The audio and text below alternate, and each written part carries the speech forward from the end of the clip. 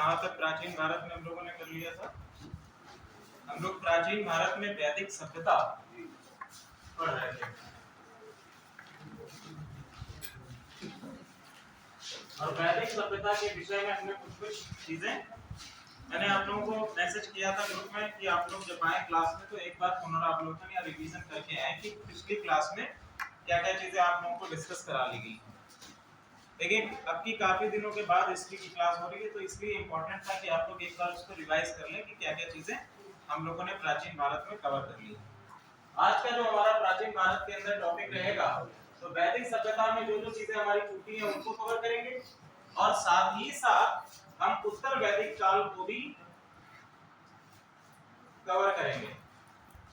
उत्तर वैदिक काल तो बेसिकली हमने वैदिक सभ्यता में बताया था कि वैदिक सभ्यता बेसिकली किस पर इंपॉर्टेंट किस पर रिलाय करती है, जो इसका मेन रिसोर्स है वो क्या है, ऋग्वेद है, या इसको हम ऋग्वेदिक संहिता काल भी कहते हैं। क्या कहते हैं? ऋग्वेदिक संहिता काल भी कहते हैं। ऋग्वेदिक संहिता काल भी कहते हैं। क्यों इसके नाम से जाना जाता है? क्योंकि इसी काल में ऋग्वेद का संकलन हुआ और ऋग्वेद के कितने खंडों का कितने मंडलों का संकलन हमको मिलता है? 2 से लेकर 8 तक के मंडलों का संकलन हमको मिलता है। टोटल कितने ऋग्वेद मंडल हैं? 10। टोटल 10 मंडल हैं जिसमें कि ऋग्वेद को सबसे प्राचीनतम वेद भी माना गया है चारों वेदों में और ऋग्वेद के 2 से 8 मंडल ये जो हमारे मंडल हैं ये प्राचीनतम है और 1 और 2 जो आपका मंडल है ये आपका उत्तर वैदिक काल में देखने को मिलता है। ठीक है, 1 और 10 पहला और 10वां मंडल जो है ये आपका उत्तर वैदिक काल या बाद के आपके लेटर वैदिक पीरियड में संकलन इसका होता है। आज हम लोग सबसे पहले बात करेंगे कि कि हमारे वैदिक काल में राजनीतिक परिदृश्य किस प्रकार था या सामाजिक संगठन जो है वैदिक काल में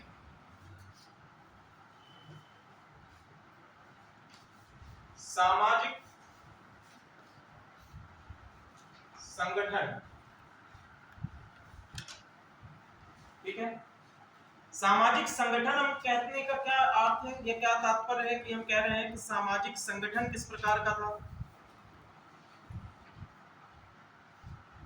देखिए समाज जो है सामाजिक संगठन की अगर बात करें तो किस प्रकार का समाज देखने को मिलता है?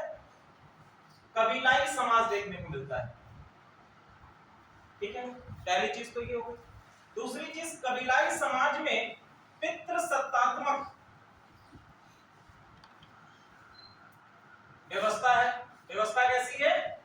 पितृसत्तात्मक है, यानी कि परिवार में मुखिया जो है वो किसको, पुरुष या पिता को माना जाएगा। ठीक है, ये जो आपका कबीलाई समाज है इस कबीले का एक मुखिया होगा, या क्या होगा, राजा होगा, मुखिया होगा। इसको क्या कहा गया है? गोप कहा गया है। क्या कहा गया है? गोप कहा गया है। ठीक है, तो सबसे पहला अगर हम सामाजिक संगठन में इकाई की बात करें, यूनिट, यहां पे शुरू जहां से होता है तो सबसे पहले हमारा आएगा कुल। इकाई क्या है? सामाजिक संगठन की इकाई यहां पर क्या है? कुल। और कुल का जो मुखिया है वो क्या है? कुलक। कुल का जो मुखिया है उसको क्या कहा गया है? कुलक कहा गया है। अब कुल को यदि हम कई सारे कुलों को मिला देते हैं तो हमारा क्या बनता है? एक ग्राम बनता है। क्या है? ग्राम। और ग्राम का जो मुखिया है उसको क्या कहा गया है? ग्रामणी।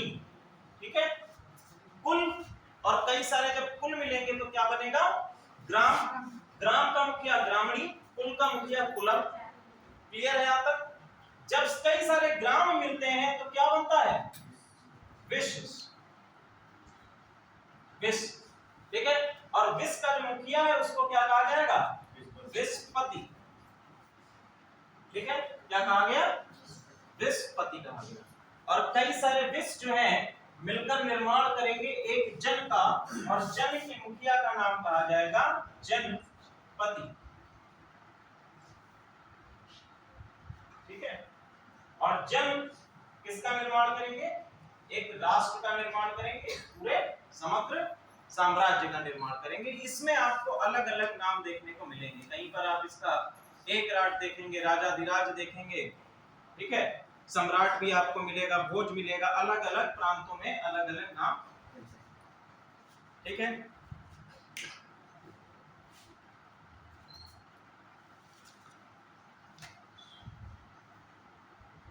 आगे हम लोग बात करते हैं, यहां तक क्लियर है। इसके बाद देखिए वैदिक काल में जातिगत व्यवस्था।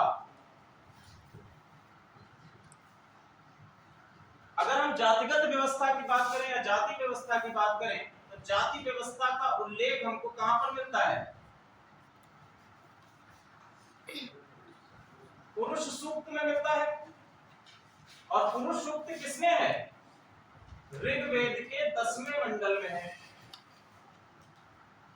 पुरुष सूक्त में हमको वर्ण व्यवस्था या जाति व्यवस्था के उदय के बारे में जानकारी मिलती है, जिसमें बताया गया है कि एक पुरुष है जिसके मुख से ब्राह्मण, भुजाओं से क्षत्रिय,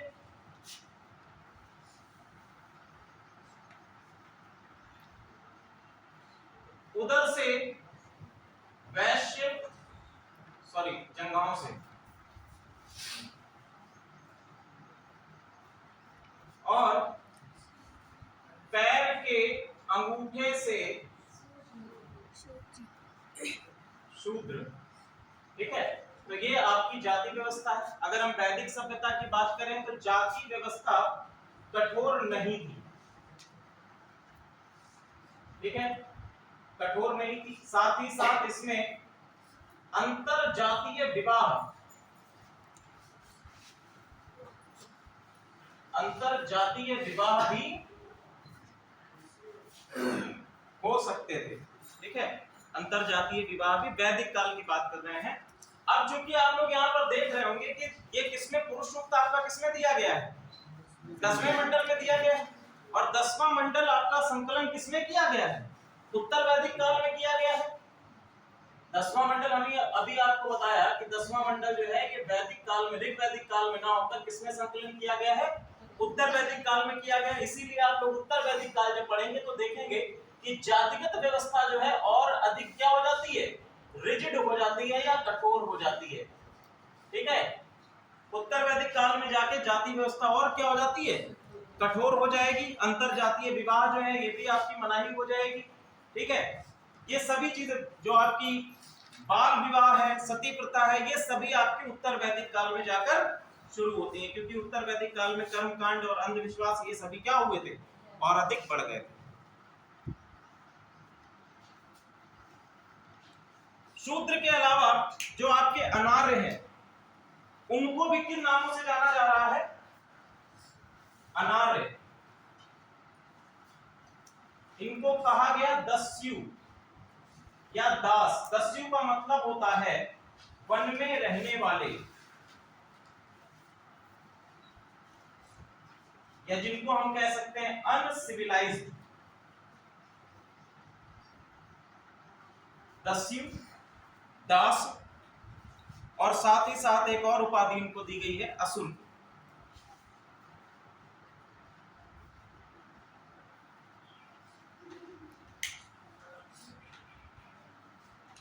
उत्तर वैदिक काल, वैदिक काल में जो पारिवारिक संगठन है,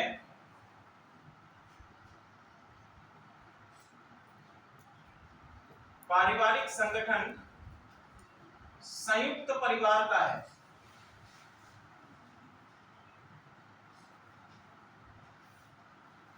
संयुक्त परिवार का पारिवारिक संगठन है। साथ ही साथ दादा, नानी, पोते के लिए एक पर्टिकुलर वर्ड का यूज हुआ है हमारे वेदों में, नप्त्री।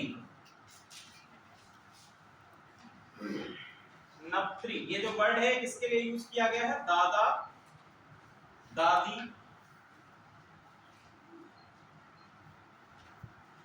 नाती और पोते के लिए ये वर्ड यूज किया गया, यानी grand children and grand parents के लिए ये वर्ड यूज किया गया है नप्त्री।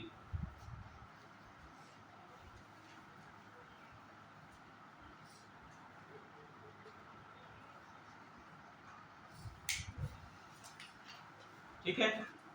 इसके साथ साथ अगर हम लोग स्त्री दशा की बात करें सामाजिक संगठन में,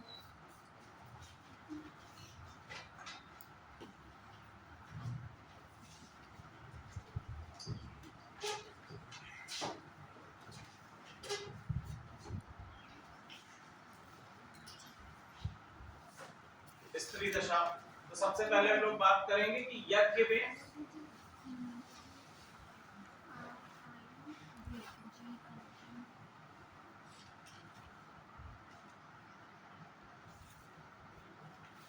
किसी भी यज्ञ को स्त्री के बिना, या पति अगर यज्ञ कर रहा है, राजा अगर यज्ञ कर रहा है, तो उसकी पत्नी के बिना उस यज्ञ को अधूरा माना गया। ठीक है, अधूरा माना जाता था। दूसरी चीज, बाल विवाह निषेध है। बाल विवाह और सती प्रथा, ये दोनों ही क्या है, वैदिक काल में निषेध है। इनका प्रचलन अभी नहीं हुआ है।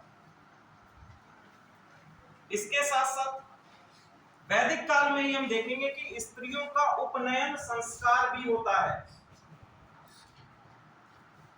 स्त्रियों का उपनयन संस्कार वैदिक काल में हो रहा है। उपनयन संस्कार क्या होता है?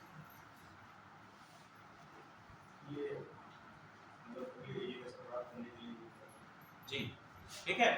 उपनयन संस्कार, जब एजुकेशन या शिक्षा प्राप्ति के लिए हम लोग जाते हैं तो उससे पहले एक संस्कार होता है जिसको उपनयन संस्कार बोलते हैं। ठीक है, तो स्त्रियों के लिए उपनयन संस्कार भी है। इसका आशय यह है कि स्त्रियों को शिक्षा की अनुमति क्या है, शिक्षा की अनुमति प्रदान की, शिक्षा ग्रहण करने की अनुमति, वेदों के अध्ययन की अनुमति इनको प्रदान की गई है। आगे हम देखते हैं कि दहेज प्रथा भी नहीं है। एक वर्ड यूज होता है बहतू, दहेज प्रथा नहीं है। दहेज प्रथा की जगह पर एक वर्ड यूज हो रहा है बहतू, और बहतू इसका अर्थ है पुत्री या कन्या को दिए जाने वाला उपहार।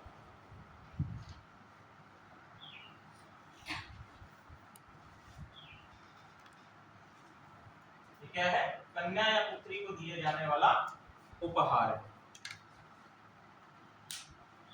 अब देखिए प्रमुख विदुषियां आपकी कौन है वैदिक काल की, नाम लिख लीजिए प्रमुख विदुषियों का। पहला है लोपामुद्रा, लोपामुद्रा,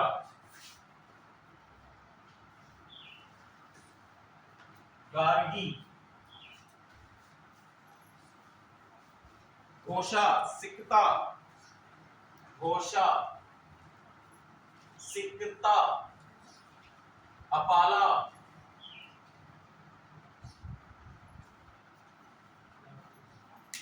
विश्ववारा, विश्ववारा, ये क्या है? विदुषी है जी।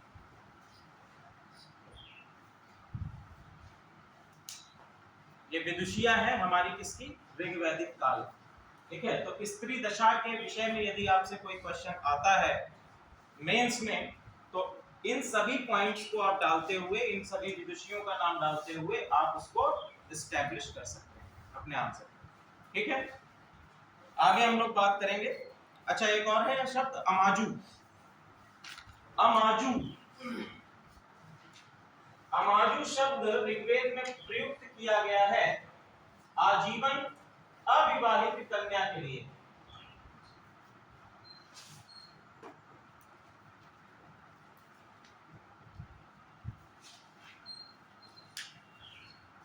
आजीवन अविवाहित कन्या के लिए वर्ड यूज किया गया है, अविवाहित कन्या के लिए वर्ड यूज किया गया है आपका अमाजू। ठीक है, हमने अपनी क्लास में आप लोगों को एक और चीज बताई थी पहले कि ऋग्वैदिक काल में अनुलोम विवाह और प्रतिलोम विवाह, ये दो प्रकार के विवाह आपके प्रचलन में थे। अभी जैसे मैंने आपको बताया कि अंतर जातीय विवाह क्या थे? संभव थे। ठीक है, तो दो प्रकार के आपके अंतर जातीय विवाह है। पहला है आपका अनुलोम और दूसरा है प्रतिलोम। ठीक है, अनुलोम विवाह और प्रतिलोम विवाह में क्या डिफरेंस है समझ लीजिए। अनुलोम विवाह में उच्च वर्ण का पुरुष और निम्न वर्ण की स्त्री, ठीक है, और प्रतिलोम विवाह में उच्च वर्ण की स्त्री और निम्न वर्ण का पुरुष, ठीक है। उच्च वर्ण का पुरुष और निम्न वर्ण की स्त्री, और इसमें प्रतिलोम विवाह में उच्च वर्ण की स्त्री और निम्न वर्ण का पुरुष, ठीक है। ये दो आपके दो प्रकार के विवाह आपके प्रचलन में। एक और शब्द है भिषज। भिषज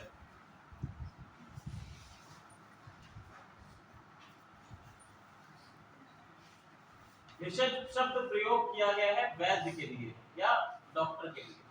अगला डालिए टॉपिक, आर्थिक स्थिति या वैदिक काल में, ऋग वैदिक काल में आर्थिक स्थिति।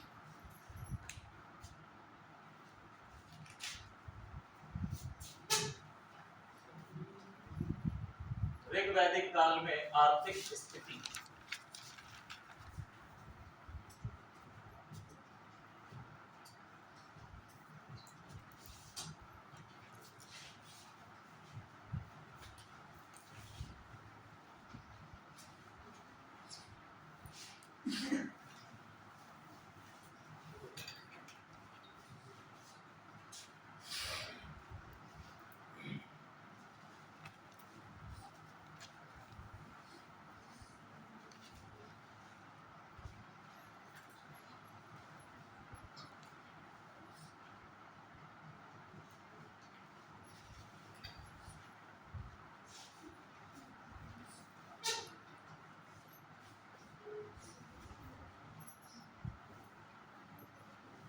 ठीक है, अगर आर्थिक स्थिति की हम लोग बात करें तो आर्थिक गतिविधियों के अंतर्गत जो प्राइमरी आपकी एक्टिविटी है ऋग्वैदिक काल में, ऋग्वैदिक काल देखिए बेसिकली हम लोग जब सिंधु घाटी सभ्यता को पढ़ रहे थे तो सिंधु घाटी सभ्यता में हमने ये देखा था कि ये कैसी सभ्यता थी, एक नगरीय सभ्यता थी, शहरी सभ्यता थी।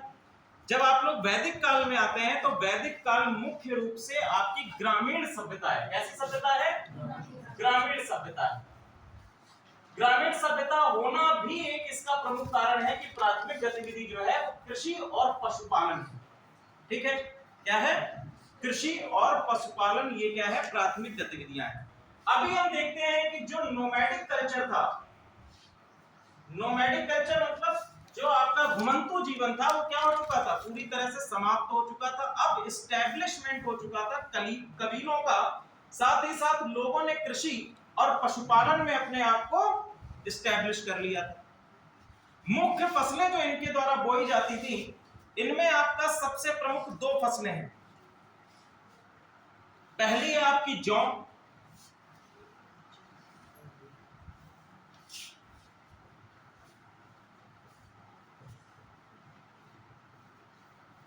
और दूसरी है आपकी गेहूं। ये दो इनकी प्रमुख फसलें हैं। ऋग्वेद में जुते हुए खेतों को उर्वरा कहा गया है। क्या कहा गया है? जुते हुए खेत जो हैं, या बेसिकली हम कह सकते हैं कि जो आपके ऐसे क्षेत्र, उर्वरा व क्षेत्र, ये दो नाम से इनको माना गया है, जुते हुए खेतों को उर्वरा।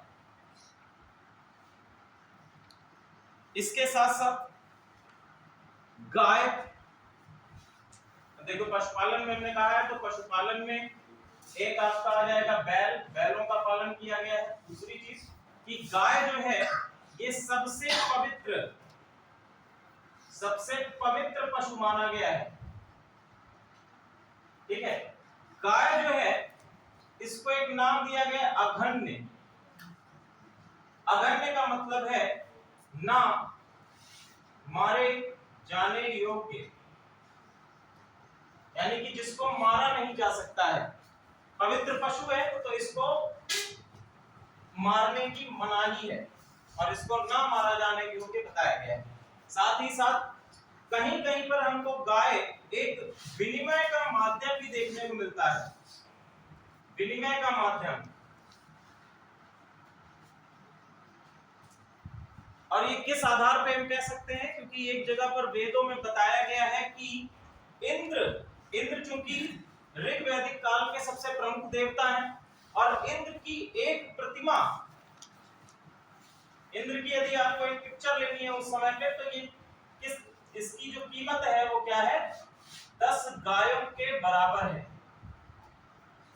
यानी कि एक विनिमय का माध्यम भी है, गाय जो है ये एक विनिमय का माध्यम है।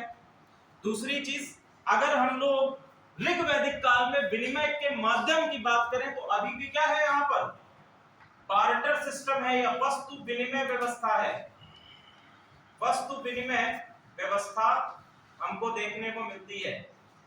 वस्तु विनिमय हमने आपको बताया था कि क्या होता है, एक वस्तु के बदले दूसरी वस्तु को लेना, यही विनिमय का माध्यम या बार्टर सिस्टम या आपका वस्तु विनिमय कहलाता है। इसके साथ साथ एक विनिमय का माध्यम और हमको देखने को मिलता है निष्ठ। ठीक है, निष्ठ, ये भी हमको एक विनिमय का माध्यम देखने को मिलता है। निष्ठ क्या है, बेसिकली या तो ये सोने का आभूषण है अथवा ये क्या है, सोने का टुकड़ा है जिसको विनिमय के तौर पर यूज किया जाता है आपके किसमें, ऋग्वैदिक काल में। ठीक है,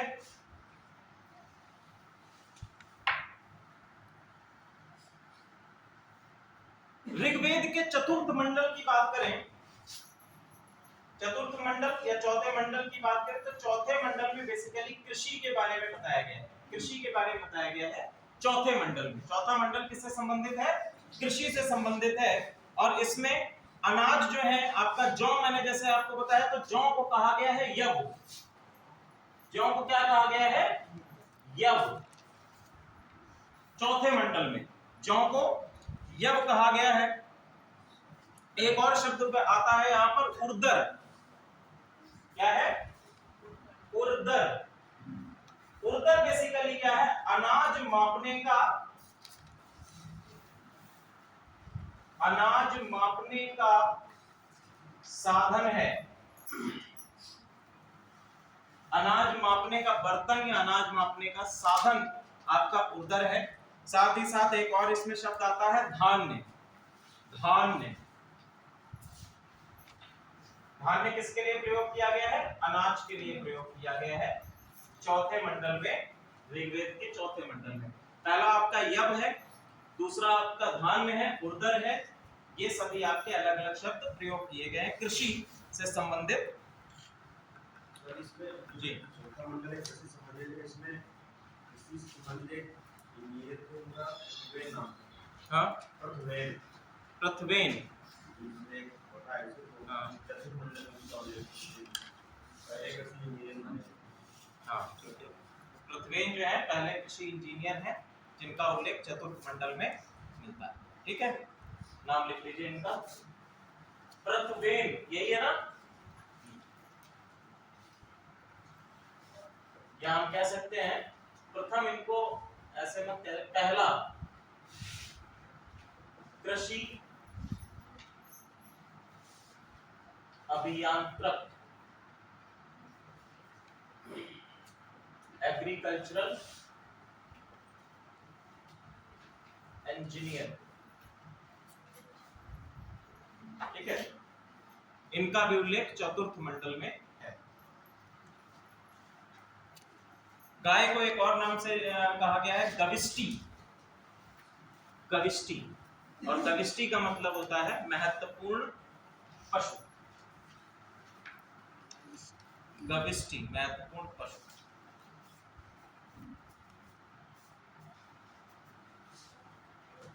ठीक है, यहां तक आपका वैदिक काल है। वैदिक काल के अंतर्गत जो आपके स्थापत्य कला और साथ ही साथ शिल्प कला है, इनकी पॉटरी है। यहाँ पर देखिए कई सारी प्रकार की पॉटरी का विकास हुआ। पहला आपका है ओक्रे कलर्ड पॉटरी, जो कि आपकी सिंधु घाटी सभ्यता में मिलती है। एक और आपकी है पेंटेड ग्रे पॉटरी, ठीक है, जिसको हम लोग धूसर मृदभांड बोलते हैं हिंदी में।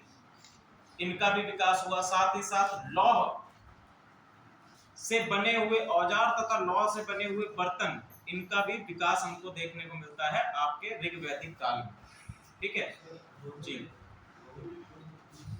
क्या कह रहे हैं? ऋग्वैदिक काल में तो ऋग्वैदिक काल में ही तो बता। उत्तर वैदिक काल में भी आपको लोहा देखने को मिलेगा, वैदिक काल, ठीक है। ये उत्तर वैदिक काल से 1000 से लेकर 500 तक 600 तक उत्तर वैदिक काल चलता है। उसमें भी आपको देखने को मिलेगा लोहे से बने हुए अलग अलग प्रकार के औजार और साथ ही साथ बर्तन भी देखने को मिलेंगे।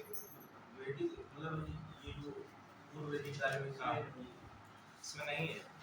चलिए देख लेंगे, फैक्चुअल एरर हो सकती है, देखिए, ठीक है। तो ये सारी जो आपकी चीजें हैं वो हम लोग आर्ट एंड कल्चर में लेकर आएंगे। अगला टॉपिक डालिए उत्तर वैदिक काल। उत्तर वैदिक काल एक मिनट रुक जाइए जरा। उत्तर वैदिक काल मत डालिएगा, एक इसमें चीज रह गई है।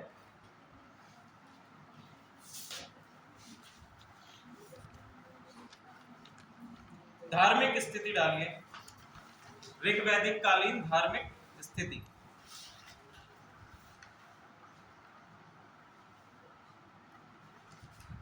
ऋग्वैदिक कालीन धार्मिक स्थिति।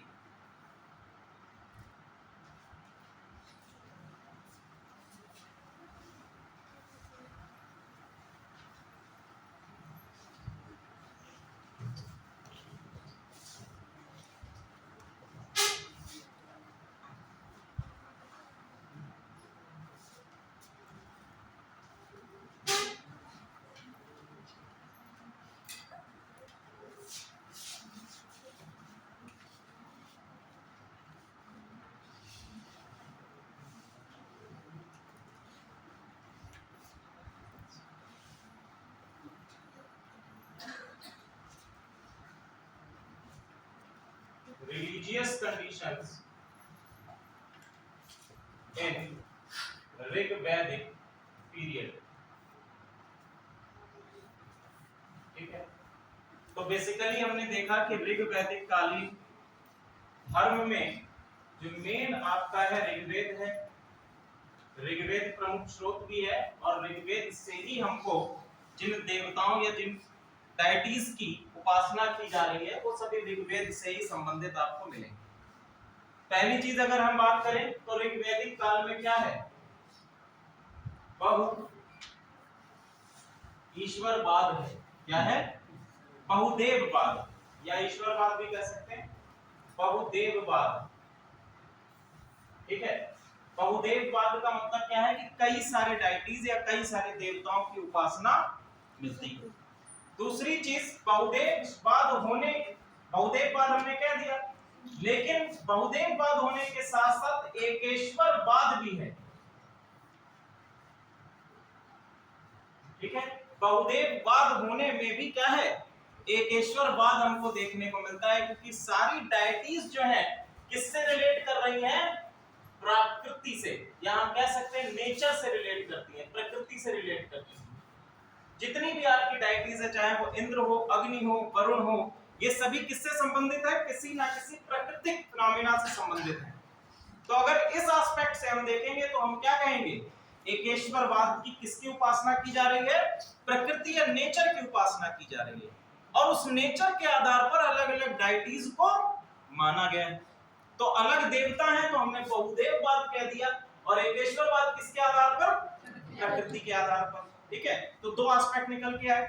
अब देखो जो देवता हैं ये बेसिकली हमने क्या बताया, प्राकृतिक शक्तियों के प्रतीक हैं।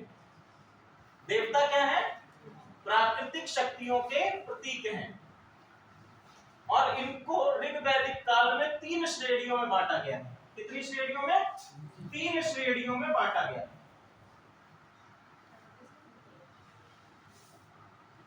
कौन कौन सी ये 3 श्रेणी? पहली आपकी श्रेणी है आकाश के देवता या आकाशीय देवता।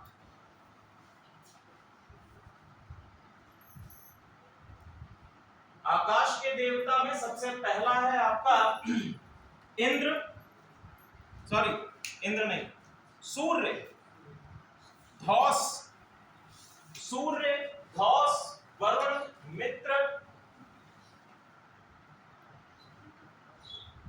वरुण, मित्र, पूषण, पूषण, पूषण जो है बेसिकली मवेशियों के, पूषण जो है मवेशियों के उद्धारक कहे जाते हैं कि या मवेशियों की देखभाल करने वाले देवता कहे जाते हैं। उत्तर वैदिक काल में बाद में जाते हैं ये शूद्रों के देवता भी कहे गए। ठीक है, पूषण। पूषण के बाद है विष्णु, सविता, आदित्य, उषा और अश्विन। विष्णु, सविता, आदित्य, उषा, अश्विन, ये आकाश के देवता हैं। इसके बाद अगले आ जाते हैं आपके अंतरिक्ष के देवता।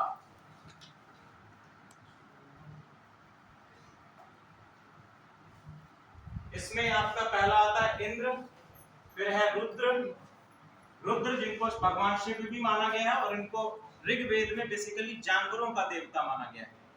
ठीक है, रुद्र है, मरुत, वायु, मरुत, वायु, पर्जन्य,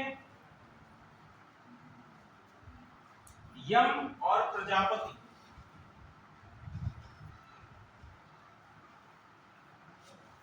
प्रजापति। इसके बाद अगले आ जाते हैं पृथ्वी के देवता। पृथ्वी के देवताओं में सबसे पहले है अग्नि, सोम, पृथ्वी, बृहस्पति और सरस्वती। अग्नि, सोम, पृथ्वी, बृहस्पति, सरस्वती। सरस्वती बेसिकली नदियों के लिए माना गया है, इनको नदीत्मा भी कहा गया है। ठीक है, सरस्वती या नदीत्मा। तो सबसे इंपॉर्टेंट जो देवता हैं जिनके बारे में क्वेश्चंस बनते हैं आपके एग्जामिनेशन में, पहला है इंद्र। सबसे पहले क्या है? इंद्र। इंद्र के ऊपर हमारे ऋग्वेद में 250 सूक्त हैं। कितने? 250 सूक्त आर डिवोटेड टू इंद्र। ठीक है, और इंद्र को युद्ध, वर्षा, आंधी और तूफान का देवता माना गया है।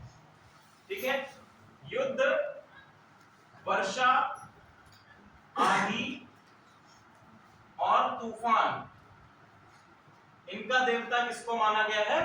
इंद्र को माना गया है। अगले हमारे हैं अग्नि।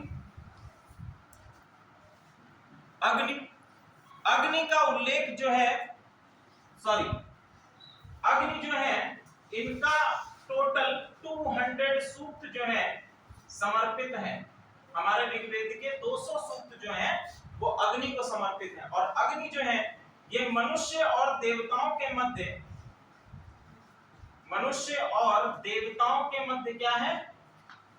देवताओं के मध्यस्थ हैं, यानी कि इनके माध्यम से हम देवताओं से कांटेक्ट कर सकते हैं, ऐसा माना गया है।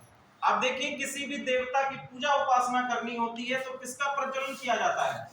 अग्नि का प्रज्वलन किया जाता है। तो इनकी क्या है? एक मध्यस्थ या एक माध्यम के तौर पर माना गया है कि जिससे मनुष्य अपने देवताओं से कांटेक्ट कर सकते हैं, उनसे मध्यस्थता स्थापित करने के लिए अग्नि को माना गया है। अगले है हमारे वरुण।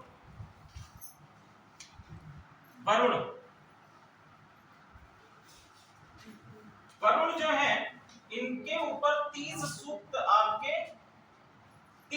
आपके ऋग्वेद में मिलते हैं। वरुण जिनको जल निधि भी कहा गया है, जल निधि भी कहा गया है, वरुण 30 सूक्त मिलते हैं। एक और इनका नाम हमको मिलता है ऋग्वेद में, ऋतस्य गोपा। वरुण को एक और नाम मिलता है ऋतस्य गोपा। ये भी वरुण के लिए ही प्रयोग किया गया है। तो कई एग्जामिनेशन में सब आपसे क्वेश्चन पूछा जाता है कि ऋतस्य गोपा ये टर्म किसके लिए प्रयोग किया गया है? तो ये वरुण के लिए। ठीक है, क्लियर है यहां तक? अगला एक क्वेश्चन आपसे ऑलरेडी पूछा जा चुका है, गायत्री मंत्र ऋग्वेद के कौन से मंडल में है?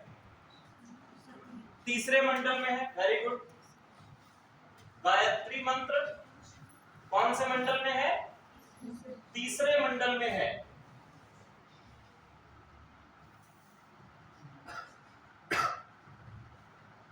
किसको समर्पित है?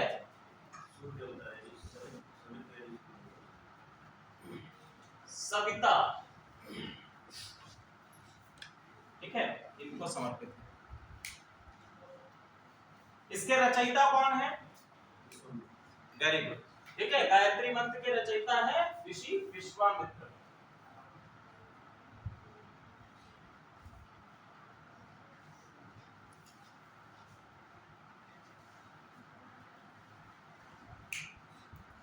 इंद्र को एक और नाम से जाना गया है ऋग्वेद में, लिख लीजिए पुरंदर। इंद्र जो है इनको पुरंदर भी कहीं कहीं पे टर्म आपका आता है, पुरंदर।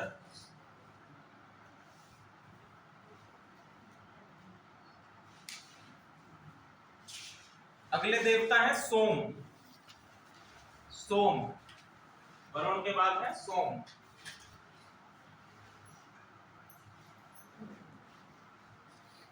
सोम का वर्णन जो है, सोम देवता का वर्णन जो है नवे मंडल में, नवे मंडल में इनका वर्णन है। और बेसिकली ये किसके देवता हैं? पेय के देवता हैं। ठीक है, हमने आपको बताया भी था कि आर्य जो है मूजबंत चोटी से क्या प्राप्त करते थे? सोम प्राप्त करते थे। मूजबंत चोटी का हमें ऋग्वेद में मूजबंत चोटी हिमालय में आता है, यहां से क्या प्राप्त करते थे? सोम प्राप्त करते थे। और सोम देवता का उल्लेख भी हमें नवे मंडल में मिलता है। और ये किसके देवता है? पेय के देवता हैं। आपके पेय पदार्थ जितने भी हैं उन सभी के देवता सोम माने गए। नदी में सबसे महत्वपूर्ण है आपकी सरस्वती। ठीक है, नदी में सबसे महत्वपूर्ण है सरस्वती, जिनको नदीत्मा भी कहा गया है। और आगे उत्तर वैदिक काल में हम देखेंगे कि सरस्वती जो है पहले नदी की देवी थी और बाद में एक किसकी देवी बनी? विद्या की देवी बनी। ठीक है, सरस्वती। क्योंकि हमारा जो ऋग्वैदिक कालीन कल्चर है ये फ्लरिश्ड हुआ पूरा आपका सप्त सैंधव क्षेत्र और सरस्वती नदी के आसपास के रीजन्स में। सरस्वती आपका जो क्षेत्र है, बेसिन है, उसके रीजन्स में। जब आप लोग बात करेंगे उत्तर वैदिक काल की, तो उत्तर वैदिक काल में हम देखेंगे एक्सटेंशन किधर की ओर हो जाता है? पूर्व की ओर। और पूर्व की ओर हम देखेंगे कि गंगा यमुना दोआब के क्षेत्रों में। ठीक है, साथ ही साथ आपकी सदानीरा रिवर जो है, सदानीरा जिसको गंडक समय माना जाता है, यहाँ के क्षेत्रों में एक्सटेंशन हो जाता है उत्तर वैदिक काल में। ठीक है, तो उत्तर वैदिक काल में हम लोग देखेंगे कि आपका सरस्वती रिवर का जो प्रमुखता थी ऋग्वैदिक काल में समाप्त हो जाती है। और बेसिकली गंगा और यमुना दोआब के क्षेत्रों में, गंगा नदी है और इसके बेसिन के आसपास के क्षेत्रों में इसकी प्रमुखता उभरती है। ठीक है,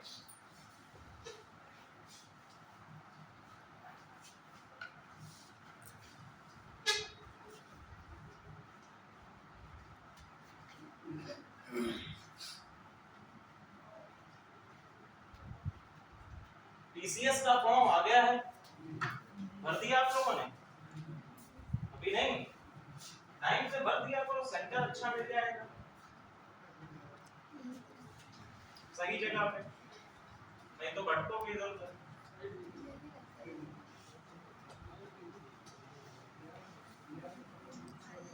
पंद्रह 20 मिनट अपने जीवन के देने होते हैं।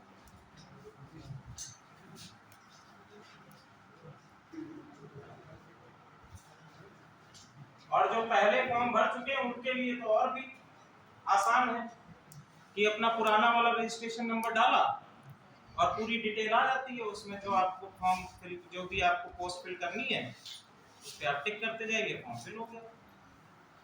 ठीक है, तो थोड़ा समय निकाल के, कितने लोग एलिजिबल हैं जिनका ग्रेजुएशन कंप्लीट हो चुका है? तो आप लोग फटाफट कर दीजिए, भर दीजिए उसको, ठीक है। अटेम्प्ट लीजिए और तैयारी करके लीजिए अटेम्प्ट बढ़िया से, और ये कोशिश करिए कि इसी बार में हो जाओ, ठीक है। इसी बार में अच्छी सी पोस्ट लेके सेटल हो जाओ, फिर आईएएस की तैयारी करते रहो। आगे हम देखते हैं, एक और देवी है अरण्यानी। अरण्यानी, इनको लिख लो, अरण्यानी। इनके नाम से ही आप लोगों को पता चल रहा होगा कि एक काहे की देवी है, जंगल की देवी है, ठीक है। अब आप लोग डाल लीजिए टॉपिक उत्तर वैदिक काल।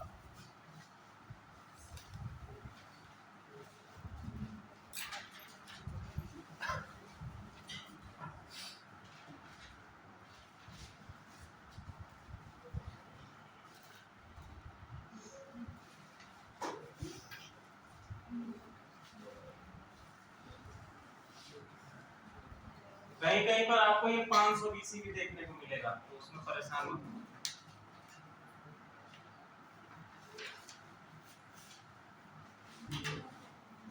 अब हम लोग बात करेंगे कि उत्तर वैदिक काल के प्रमुख स्रोत कौन कौन से हैं जिनसे हमें पता चलता है, ठीक है। तो हमने पहले आप लोगों को बताया था कि उत्तर वैदिक काल में किन किन संहिताओं का संकलन किया गया है।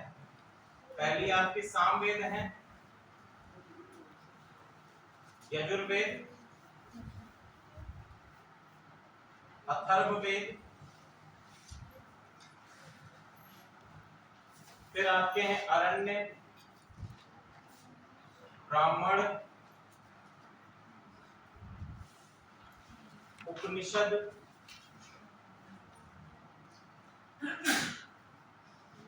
ठीक है। और अंत में हम लोग इसके बाद देखेंगे सूत्र की रचना भी मिलती है, जो आपके अलग अलग सूत्र काल हैं। तो ऋग्वैदिक काल का जो अंतिम समय है, ठीक है, वहां पर हम देखेंगे कि सूत्र काल भी आपको एक देखने को मिलेगा, एज ऑफ सूत्र भी जिनको कहा जाता है, जिसमें आपके 4 सूत्र जो हमने आपको बताए थे, वो 4 सूत्र इसी काल में लिखे हैं। तो बेसिकली ये हमारे क्या है, लिटरेरी सोर्सेज हैं। अब हम लोग बात करें अगर नॉन लिटरेरी सोर्सेज की, तो नॉन लिटरेरी सोर्सेज हमको प्राप्त होते हैं,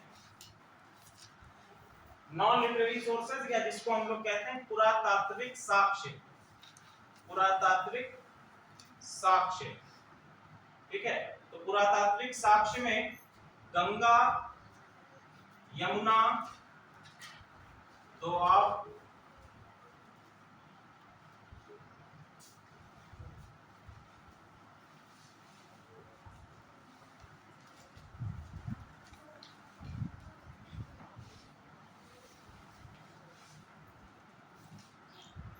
ठीक है, जिसको हम लोग कहते हैं पेंटेड ग्रे पॉटरी,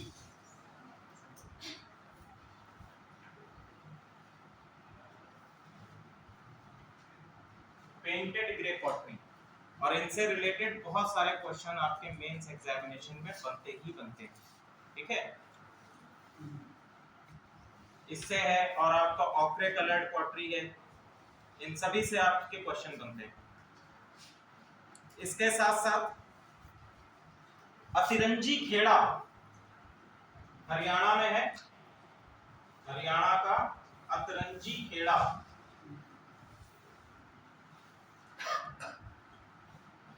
यहां से प्राप्त हुए लौह उपकरण। इसके बाद है नोह, नोह आपका है भरतपुर में, भरतपुर राजस्थान, यहां से हमको प्राप्त हुई है लौह कुल्हाड़ी।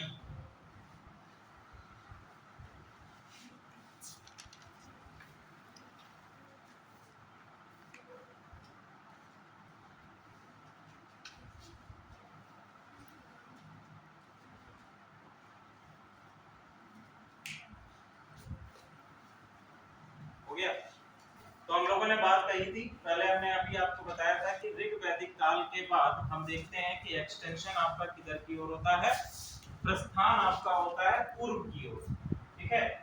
पूर्व के क्षेत्रों में आपका प्रस्थान शुरू होता है।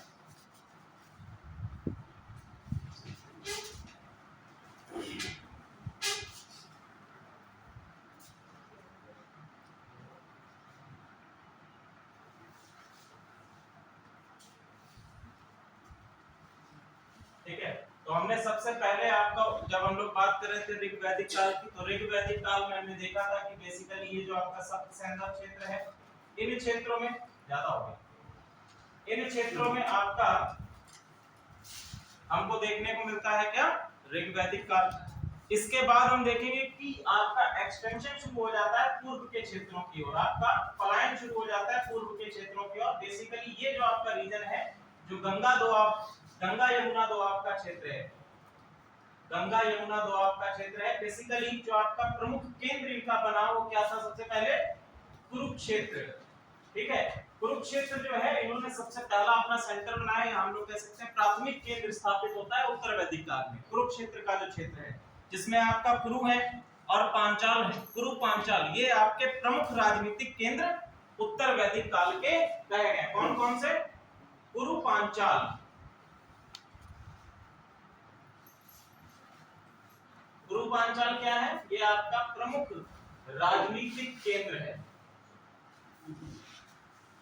प्रमुख राजनीतिक केंद्र। ठीक है, इसके कुरु पांचाल के जो शासक हैं, राजा हैं, ये हैं आपके प्रवाहना ज्वाली। शासक कौन है, राजा कौन है, प्रवाहना ज्वाली। एक और हमको शतपथ ब्राह्मण में एक विदेह माधव की कथा है। ठीक है, शतपथ ब्राह्मण में हमको मिलती है क्या, विदेह माधव की कथा।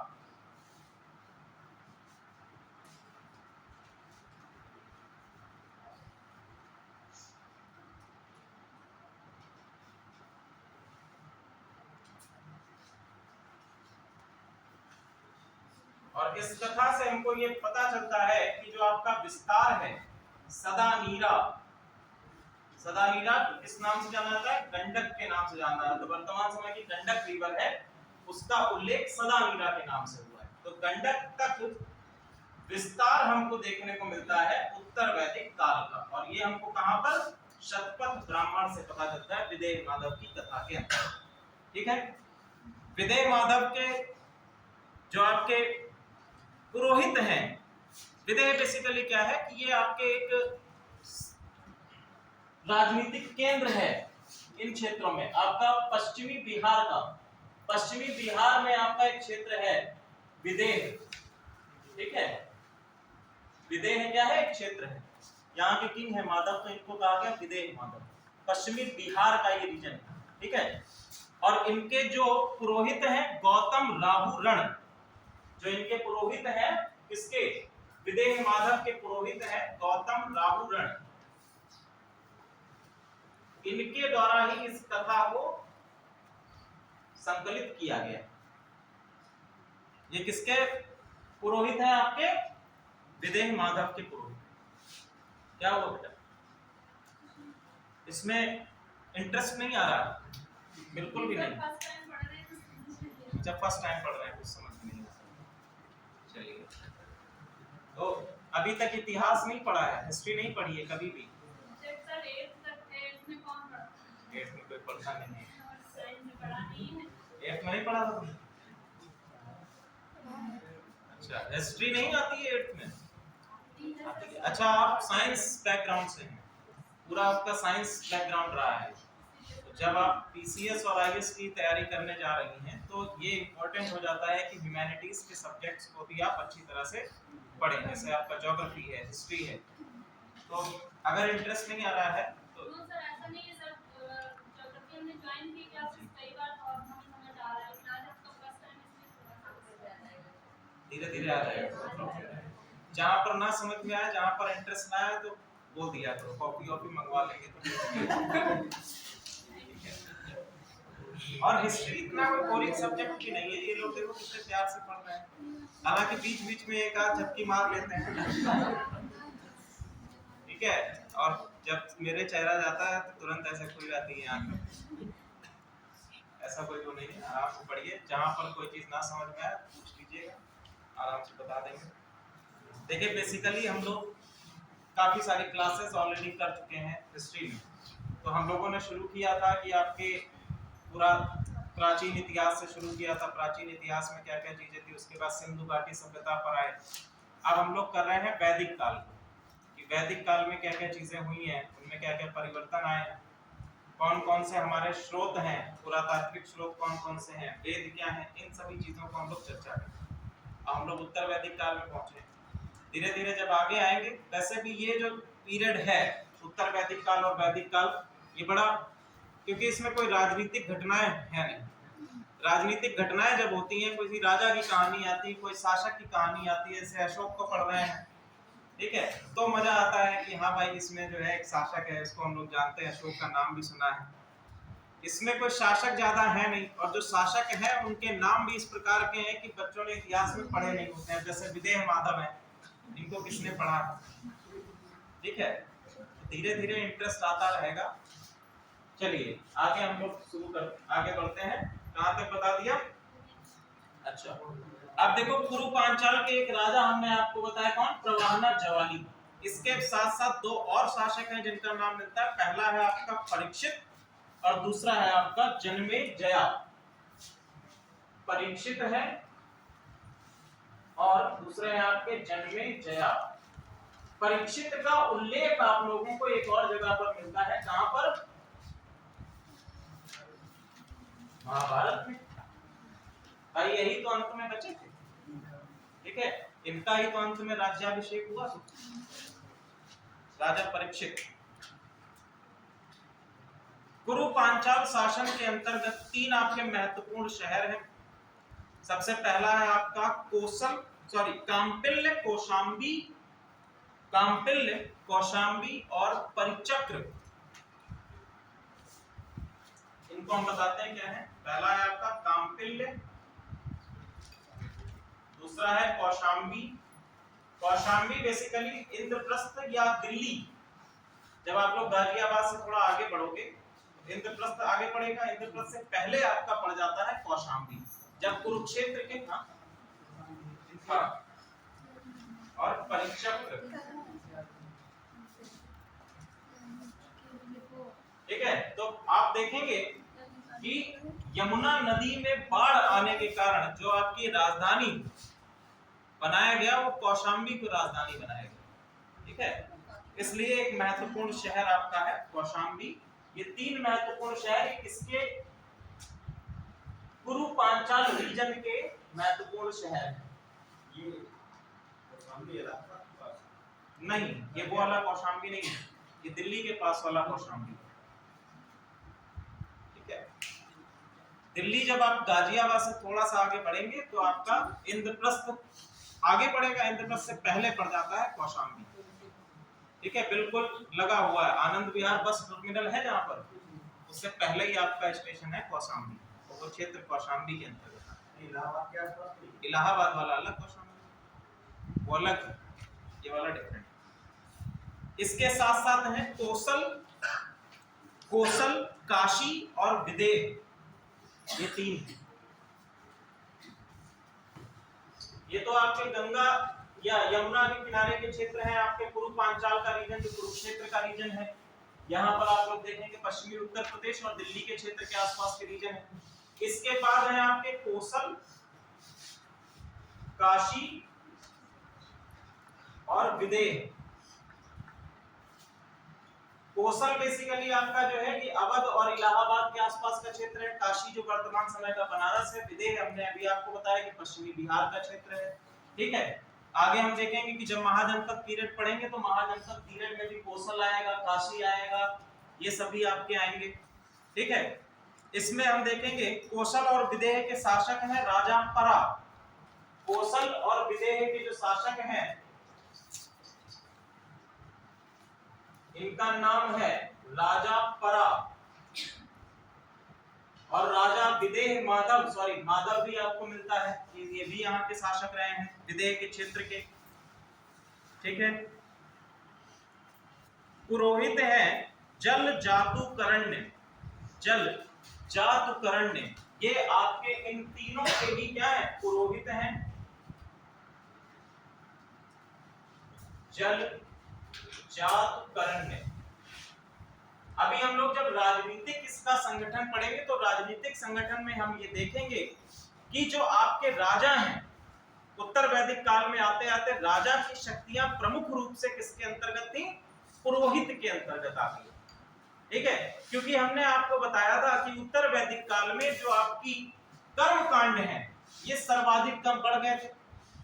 अब कर्म कांड करेगा कौन? बलिदान की जो बलिदान का जो ये हम कह सकते हैं बलि की जो प्रथा है ये भी आपकी सर्वाधिक बढ़ गई। करेगा कौन? पुरोहित के अंतर्गत होंगी। तो पुरोहित को क्या माना गया?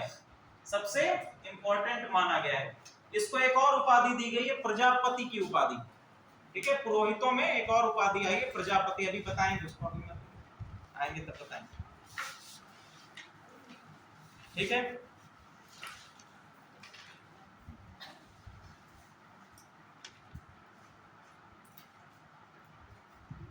दो क्षेत्र हैं आपके मगध और अंग।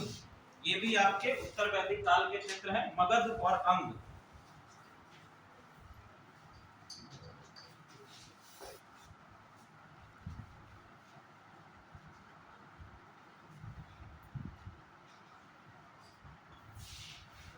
मगध और अंग का अगर बात करें, मगध कहां पर आता है भाई?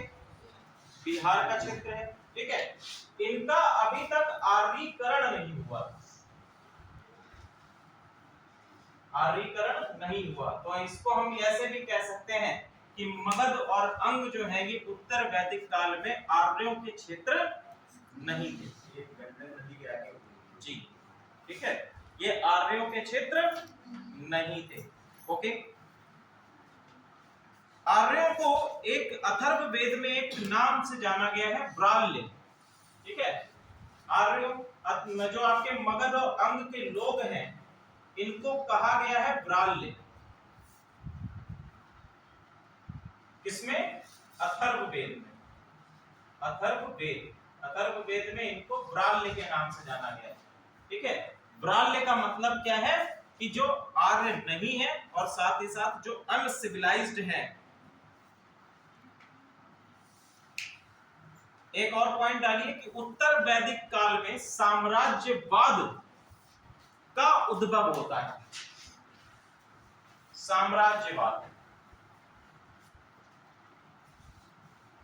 या इंग्लिश में हम जिसको कहेंगे इंपीरियलिज्म। साम्राज्यवाद या इंपीरियलिज्म क्या है भाई?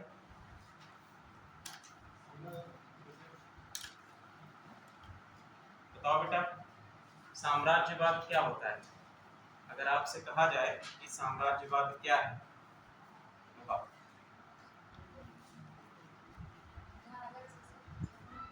जोर से बोलो, सुनाई नहीं देता है, ऐसा लग रहा है वो लोग कह रहे हैं गुजिया नहीं खा के आइए। बताओ फिर, जोर से बोलो। जहाँ राजा का शासन होता है उसे साम्राज्य बोलते हैं। तो ये वाद जो पीछे जुड़ा हुआ है इसकी पूछ में वो क्या है? राजा का शासन, साम्राज्य एक तरीके से मान लेते हैं। Very good.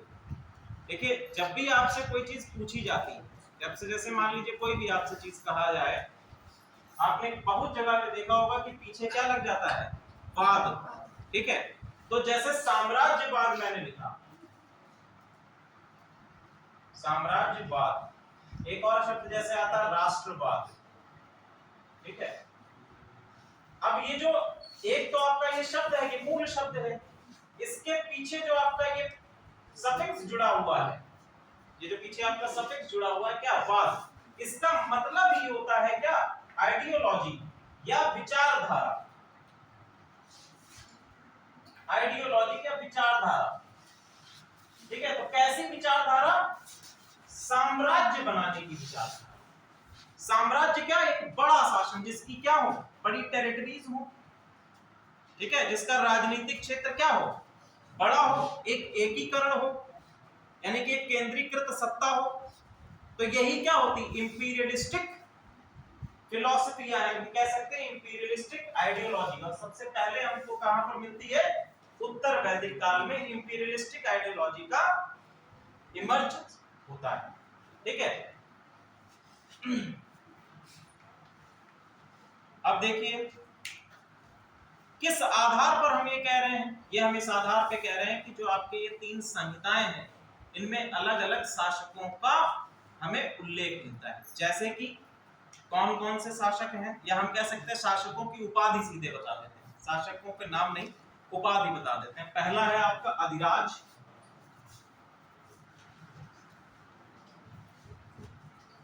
जैसे राजाओं का जो उल्लेख हुआ है, सबसे पहले है आपके अधिराज, उपाधियां हैं ये। दूसरा हमने क्या, स्वाधिराज, सॉरी राजाधिराज, सम्राट, एकराट, राजाधिराज, सम्राट, एकराट, स्वराट,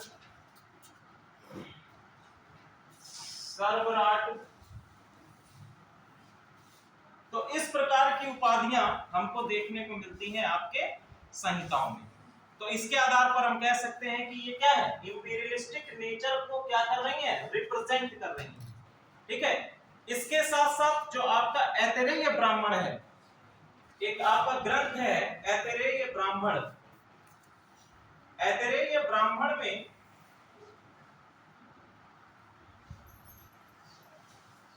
एकराट, एक शब्द का उल्लेख हुआ है, एकराट। और एकराट का मतलब क्या है, समुद्र तक समस्त भूमि का स्वामी। समुद्र तक समस्त भूमि का स्वामी, या जो आपका शासक है, राजा है, उसको कहा गया है क्या, एकराट। ओके। हमने आपको एक दिन बताया भी था कि इस प्रकार का अगर आप देखें तो बीच में आपके कौन से भोज, इधर आपके विराट थे मत्स्य के क्षेत्रों में, और जो समस्त उसमें आते थे उनको हमने कहा था, क्या कहा जाता था, एकराट कहा जाता था। ठीक है। एक अगला ग्रंथ है आपका गोपथ ब्राह्मण। गोपथ ब्राह्मण,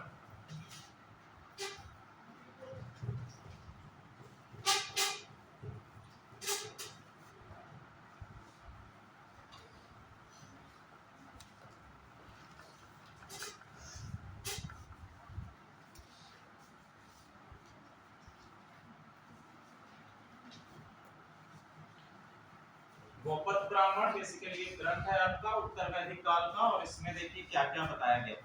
पहला इसमें बताई गई है विधियां। पहला क्या है, राजसूय यज्ञ।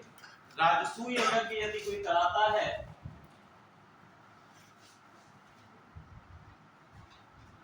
तो वो कौन सी उपाधि धारण कर सकता है, राजा की उपाधि धारण कर सकता है।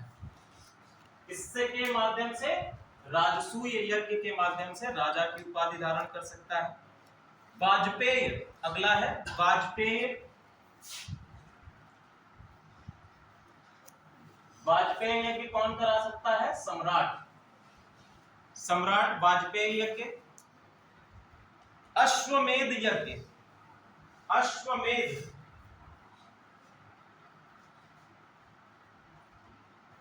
स्वराट।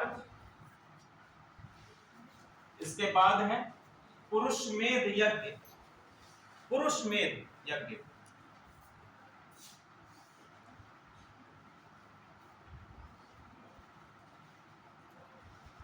विराट।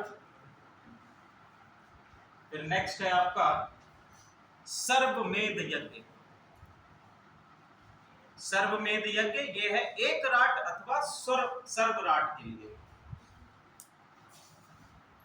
सर्वमेध यज्ञ ये आपका है सर्वराट, यानी कि सभी का शासक, या एकराट। ये उपाधि के लिए आपको क्या कराना होगा, सर्वमेध यज्ञ। ये किसमें बताया गया है, गोपथ ब्राह्मण में बताया गया है। ठीक है। तो ये तो चीजें हो गई। अगला क्या है कि हमारा जो राजनीतिक परिदृश्य है, राजनीतिक परिदृश्य में हम देखेंगे कि सम ऑफ द डेमोक्रेटिक एलिमेंट्स, या हम कह सकते हैं राजनीतिक परिदृश्य में अगर हम बात करें तो democratic elements were also there, were also there या सीधे सीधे हम इसको कह सकते हैं लोकतांत्रिक प्रणाली। लोकतांत्रिक प्रणाली, लोकतांत्रिक प्रणाली आप लोग जान रहे हैं क्या होता है? डेमोक्रेसी क्या होती है आप लोग ये जान रहे हैं कि जनता का नियंत्रण शासक की शक्तियों पर होता है। ठीक है, ये आपकी लोकतांत्रिक प्रणाली। तो देखिए अब किस आधार पे हम कहेंगे कि लोकतांत्रिक प्रणाली यहाँ पर है उत्तर वैदिक काल में।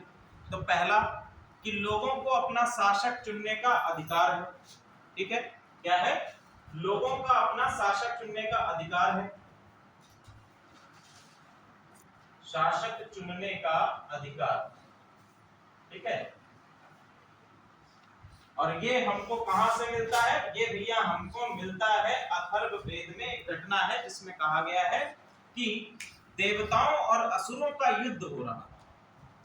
देवताओं और असुरों का युद्ध हो रहा था, ठीक है। जब शासक का चुनाव करना हुआ, बेसिकली देवताओं को यहाँ पर माना गया है आर्य के तौर पर और असुरों को माना गया है अनार्यों के तौर पर। ठीक है, तो जब शासक का चुनाव हुआ तो देवताओं ने कहा कि अब हम जनता के द्वारा किसी शासक का चुनाव करते हैं। ये घटना अथर्ववेद में थी। तो इसके आधार पे हमने कहा कि यहाँ पर क्या है? शासक चुनने का अधिकार। एक और चीज आप लोगों ने देखी होगी कि दो प्रकार की सभाएं आपकी हैं। पहली है आपकी काउंसिल है, पहली आपकी सभा है, दूसरी आपकी क्या है? समिति। ठीक है, और सभा और समिति में किसके रिप्रेजेंटेटिव्स हैं? जनता के रिप्रेजेंटेटिव्स हैं। ठीक है, जो कि राजा को क्या कर रहे हैं? असिस्ट कर रहे हैं। जैसे कि हमारे संसदीय प्रणाली में असिस्ट किया जाता है हमारे प्रमुख को। ठीक है, विदत का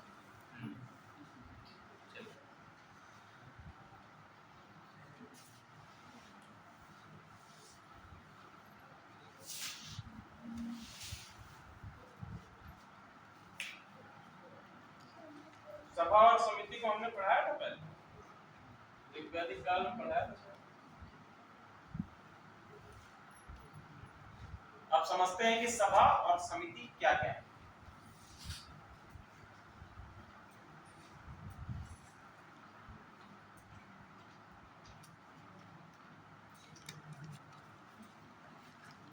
सबसे पहले हम लोग बात करेंगे कि सभा क्या है। ठीक है, तो सभा बेसिकली क्या है कि it works like a parliament. ये किसकी तरह है? संसद की तरह, जो कि किसमें काम करती है? बेसिकली लोक शिकायतों या पब्लिक बिजनेसेस के लिए, पब्लिक इंटरेस्ट के तौर पर ये काम करती है। कौन? सभा। ठीक है, सभा छोटी है, जैसे कि हमारा लोअर हाउस होता है संसद में। इससे ऊपर जो आपकी है, अच्छा सभा के पास क्या थे? सभा के पास न्यायिक अधिकार भी थे। ठीक है, सभा के पास न्यायिक अधिकार भी थे, यानी कि ये क्या कर सकते थे? लॉ या कानून भी डिलीवर कर सकते थे, कानून बनाने तथा उनको जज करने का अधिकार भी इनके पास था। सभा का जो सबसे चीफ होता था, मुखिया, उसको नाम दिया गया है सभापति। सभा का मुखिया या चीफ जो है ये आपका सभापति। जो आपका कीपर है, सभा की देखभाल जो कर रहा है, उसका नाम दिया गया सभापाल। ठीक है, और इसके सदस्य जो हैं उनका नाम है सभेय। मेंबर्स, सदस्य, इनको कहा गया सभेय। सभासद,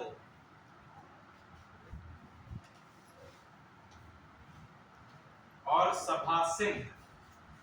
सभासीन, एक और शब्द है सभासीन।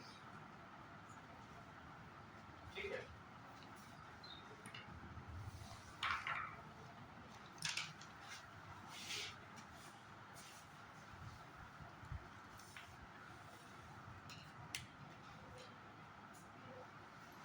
यहां तक क्लियर है?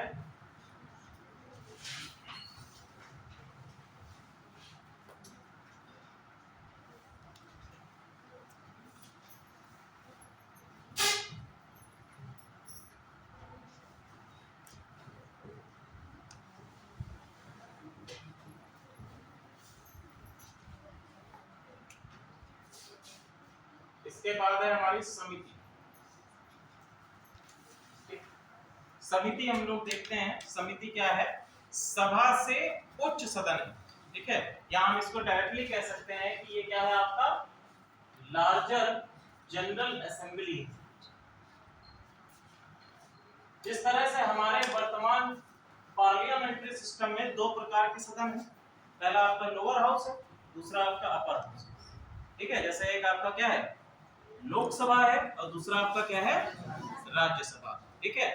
तो लोकसभा आपका निम्न सदन होता है और राज्यसभा आपका उच्च सदन होता है। तो उसी प्रकार से लार्जर जनरल असेंबली आपकी समिति है और लोअर जनरल असेंबली आपकी कौन है? सभा, ठीक है। समिति जो है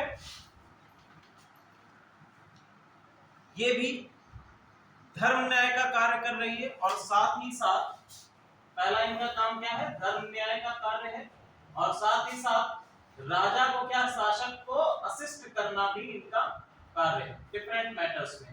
अब देखिए इनमें अलग अलग प्रकार के ऑफिशियल्स का अपॉइंटमेंट भी हुआ है। तो सबसे पहले हैं आपके सुप्त ऑफिशियल्स कौन कौन से हैं? सबसे पहले हैं आपके सुप्त। सुप्त बेसिकली चैरिटियर या रथ चालक के लिए बात कही गई है। दूसरे हैं आपके संग्रहित्री, ऐसे लिखना है इसको,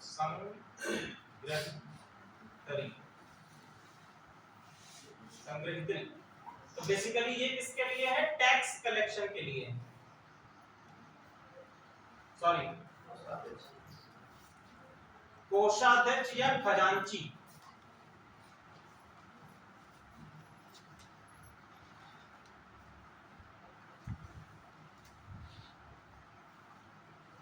ठीक है, संग्रहित्री क्या है? कोषाध्यक्ष है, खजांची है। अगले हैं भागदुगा। देखो ये भैया बड़े, ये सब हमने पढ़ा है अंग्रेजी में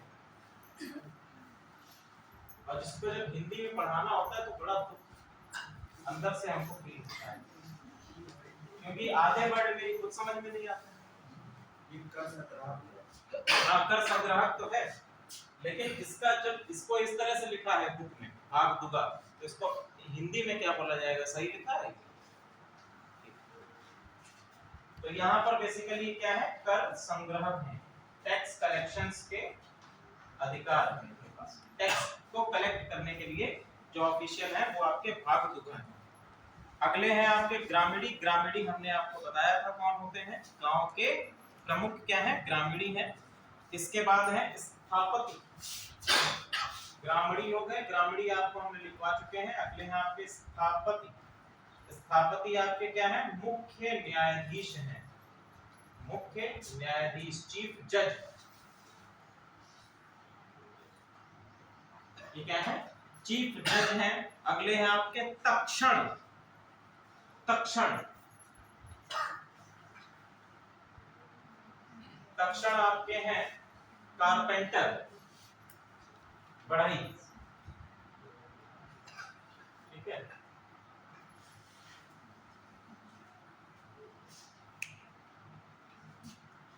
इसमें लिखिए आगे पॉइंट डाल के, राजा के पास स्थायी सेना, उत्तर वैदिक काल में राजा के पास स्थायी सेना नहीं थी।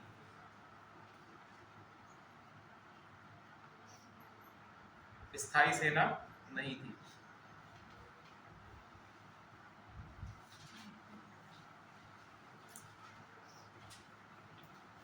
दूसरा चीज, अच्छा हम लोगों ने उत्तर वैदिक काल में देखा था, सॉरी ऋग वैदिक काल में देखा था।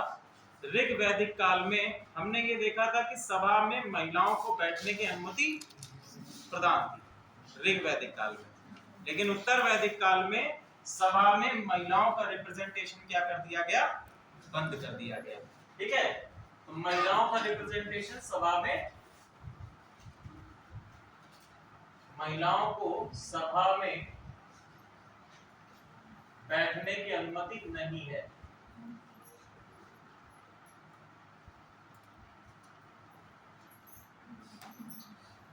ठीक है, तो हम देखेंगे कि महिलाओं की दशा और क्या हो रही है? गिर रही है। दूसरी चीज, कि उत्तर वैदिक काल में ही बाल विवाह, सती प्रथा, ये दोनों कुप्रथाएं भी शुरू हो चुकी थी। ठीक है। ऐतरेय ब्राह्मण में पुत्री को सभी दुखों का कारण भी बताया गया है। इसमें ऐतरेय ब्राह्मण में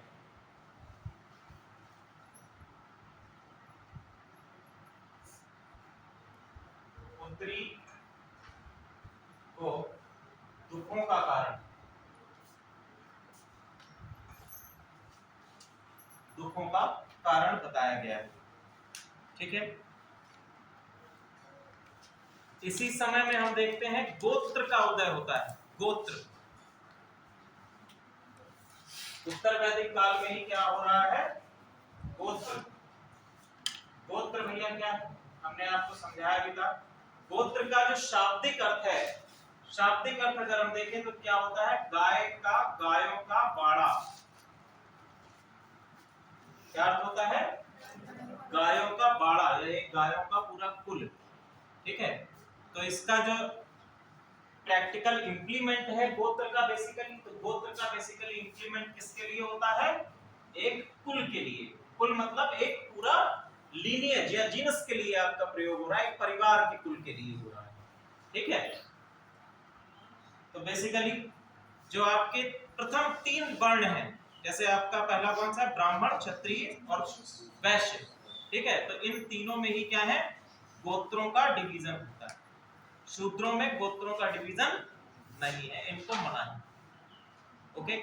गोत्र जो है बेसिकली अलग अलग ऋषियों के नामों पर गोत्र रखे गए हैं, जिसमें महत्वपूर्ण गोत्र कौन कौन से हैं? पहला लिखिए, कश्यप, भारद्वाज, कश्यप, भारद्वाज, गौतम, भृगु। कश्यप, भारद्वाज,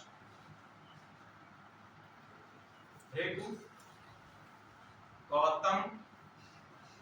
ठीक है। ये सभी ऋषि हैं और इनके नाम पर एक गोत्र है। अभी वर्तमान समय में भी आप देखेंगे कान्यकुब्ज,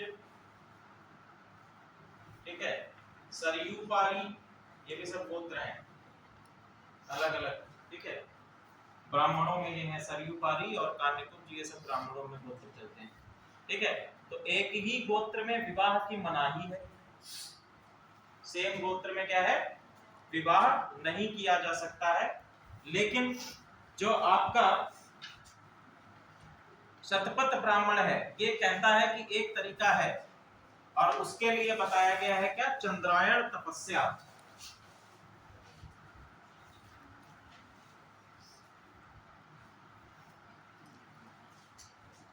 ठीक है। इसमें कहा गया है कि चंद्रायण तपस्या के माध्यम से सेम गोत्र में विवाह संभव होता है। यह उत्तर वैदिक काल का है, वर्तमान परिदृश्य में ऐसा नहीं। आगे हम देखेंगे सामाजिक व्यवस्था के अंतर्गत आश्रम व्यवस्था। इसको रख कर दें। आश्रम व्यवस्था हम क्लास में ऑलरेडी पढ़ा चुके हैं, तो केवल लिख लें आश्रम व्यवस्था।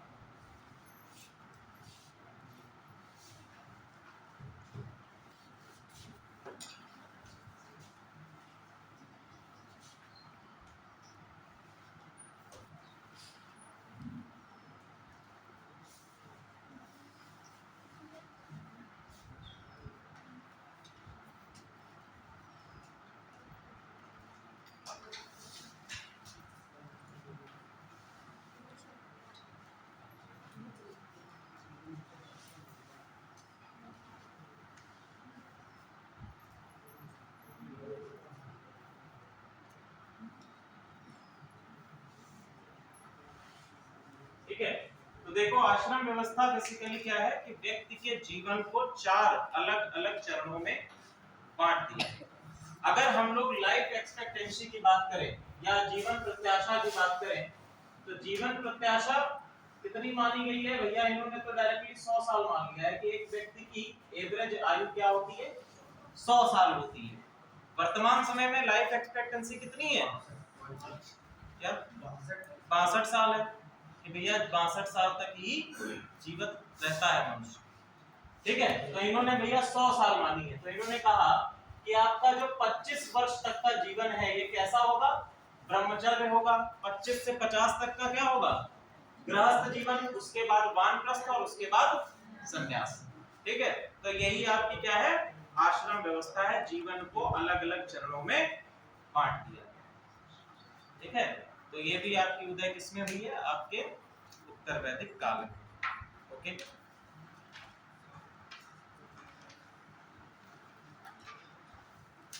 इसके साथ साथ हम देखेंगे, चलो बस हम लोग नेक्स्ट जब पढ़ेंगे तो नेक्स्ट क्लास में हम लोग उत्तर वैदिक कालीन अर्थव्यवस्था, उत्तर वैदिक काल में धर्म या धार्मिक जीवन, और साथ ही साथ जो आपके अलग डिफरेंट एस्पेक्ट्स हैं उनको भी कवर करेंगे। तब तक के लिए आप लोगों को होली की बहुत बहुत शुभकामनाएं। ठीक है, पक्के रंगों का प्रयोग मत करिएगा। ठीक है, गुलाल से होली खेलिए, पक्के रंग से स्किन प्रॉब्लम्स हो सकती हैं, या खेलिएगा तो टब में आराम से भर के डाल लीजिएगा। ठीक है, तो अच्छा त्योहार आप लोगों का बीते ऐसी कामना करता हूँ। धन्यवाद, थैंक यू क्लास।